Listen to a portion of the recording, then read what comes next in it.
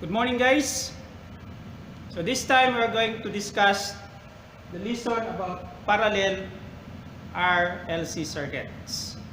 So this is the circuit of RLC. As you can see, we have here the source voltage, we have the source current, the resistor current, the inductor current, the capacitor current. So this IR means it will flow here in the resistor. The current will flow in the resistor. The IL is the current that flows in the inductor. And IC is the current that flows here in the capacitor. Now, how to solve this? Okay. So let's have the formula. So first, we're going to solve for XL, the inductive reactance here, so that we can solve for the IL. Next, we're going to solve for the, this is the formula for XL, okay, so which is equal to 2 pi FL. Then, solve for capacitive reactance, XC, here. What is the capacitive reactance here, so that we can solve for the IC.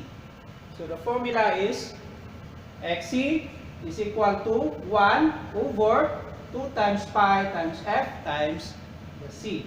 C, remember C sabab is capacitance. Okay. Then the impedance, Z, the total impedance of this circuit. The formula is Z is equal to 1 over or divided by the square root of open parenthesis 1 divided by R close parenthesis squared plus open parenthesis 1 divided by XL minus 1 divided by XC close parenthesis squared. So this is the formula to solve for the impedance in parallel RLC circuits. So let's have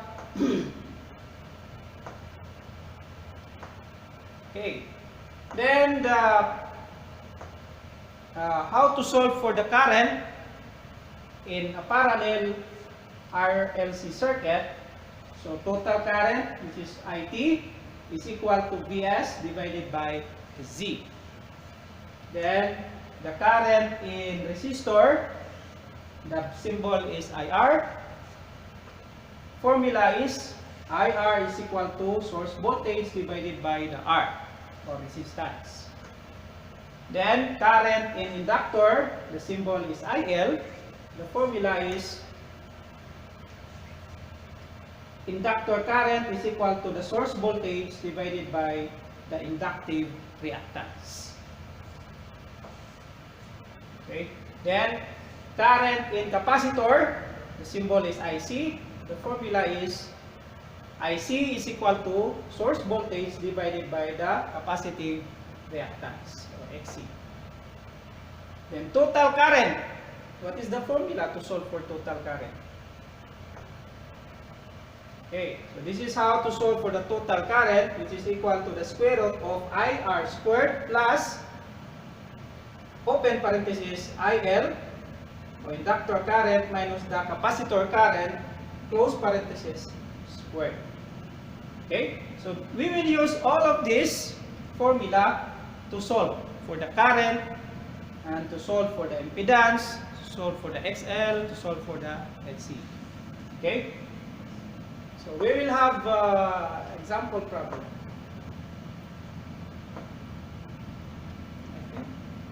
Okay.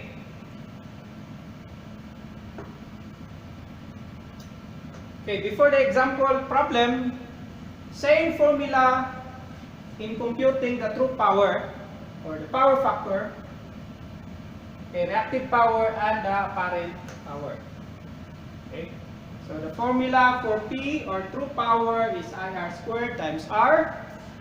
Then reactive power Q is equal to IX squared times the X.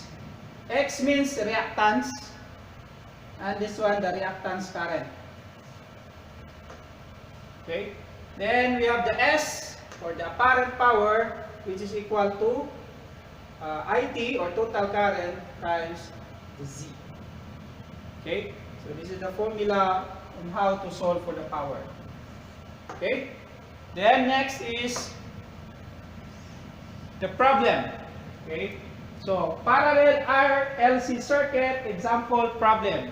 A 50 ohms resistor, a 200 millihenry coil, and a 5 microfarad capacitor are all connected in parallel across a 50 volt source voltage and a frequency of 100 Hz supply. Calculate the total current drawn from the supply, the current for each branch, the total impedance of the circuit, and the phase angle. Also construct the current and the admittance angle representing the circuit. Okay, so you can see R is 50 ohms, then L is 200 millihenry, and capacitor has a capacitance of 5 microfarad. This is the source voltage 50 and the frequency is 100 Hz. You can see here 100 Hz. Okay, solve for the inductive reactance. Inductive reactance is XL is equal to 2 times pi times FL. Substitute the value of pi, F, and L. So 2 times 3.14. The point, guys, is times 100. Okay, which is the, where is that 100? Times 100 times 0.02. Okay, this is farad. Okay, the 100 is the frequency. So what is the product of this? That is equal to 12.6 ohms. So your XL is equal to 12.6 ohms. Next, you are going to solve for capacitive reactance. So capacitive reactance is equal to, or XC is equal to 1 over 2 times pi times F times C. Substitute the value pi, F, and C. So 1 over 2 times 3.14 times 100 times 5 times 10 to the power of negative 6. This is the value of your capacitance, 5 microfarad. So which is equal to 318.3 ohms. Okay. The next is solve for the impedance. Okay, the Z. Okay, so this is the formula of impedance in parallel RLC circuit. So let's substitute the value of R, XC, and XL. So 1 over, or divided by, the square root of 1 divided by 50, which is your R, squared, plus, open parenthesis, 1 divided by 318.3, which is your XC, minus 1 divided by 12.6. 12.6 is your XL, then close parenthesis, squared. Okay, so what is the value of this? 1 over 50 squared, that is equal to 0.0004. Okay, and the value of this 1 divided by 318.3 minus 1 divided by 12.6, that is equal to 0.0058. Okay, then you add these two, which is equal to, okay, add and then squared. Okay, square root. So the value is 0.0788. So 1 divided by 0.0788, that is equal to 12.7 ohms. And this is your value, this value is your impedance. Okay? Remember guys, this is your Z. Okay? This one. Okay, next. Solve for the current. Since we have impedance, we can now solve for the current. Okay, solution. Current through resistance. The resistance, which is IR. Your IR is equal to VR, or V divided by, or voltage divided by R, or which is equal to 50 divided by 50, which is equal to 1 ampere. Okay, so the value of the current that flows here, the current that flows here is equal to 1 ampere. Next, what is the value of the inductor current? Oh, by the way, this is L. Okay, this is liter L, not R. Okay, current through inductor, this is L. Okay, so or the symbol is IL. So formula. So IL is equal to V divided by XL, or which is equal to 50 divided by 12.6 ohms, or which is equal to 3.9 ampere. Okay, so the current that flows here is 3.9 ampere. Here is 1 ampere. Okay, current flow here is 1 ampere. Current that flow here is 3.9 ampere. Now, what about the current in the capacitor? Okay, current in the capacitor is, the symbol is IC. The formula is IC is equal to voltage divided by XC, which is equal to 50 divided by 318.3, or which is equal to 0.16 ampere. Okay, here the value is 0.16 ampere. Okay. Next, total current. So your total current is equal to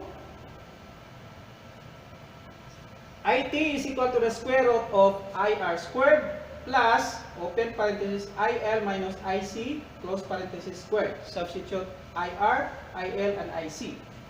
So which is equal to the square root of 1 ampere, this one, the R, plus, open parenthesis, 3.9 ampere, your IL, minus 0.16, your IC, close parenthesis squared, and which is equal to 3.87 ampere.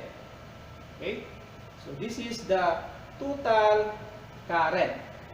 Okay, now is this correct? Let's try how to solve another total current. So IT is equal to the source voltage divided by the Z. Okay, how much is the Z? Do you know how much is the Z? So if you know, we solved already the Z. Okay, I don't know, I forgot. So this is, how much is the voltage? 50 divided by the Z. I forgot the previous answer of the Z. So if you can put here the Z, so 50 divided by the Z, it should be, the answer is 3.87 ampere. Okay? So that is how to solve for the total current. Okay? So it should be, the equivalent here is 3.87 ampere. Okay? So the Z is, I don't know what is the Z, but we already solved for the Z before.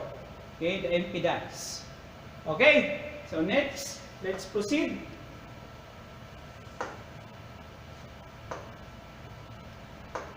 So this time we're going to solve for the power factor. So through power, the formula is P is equal to I squared times R. So your I is equal to 1. The current here is 1. Remember, the current here is 1 ampere. Here is 3.9 ampere. Here is 0.16 ampere. Okay?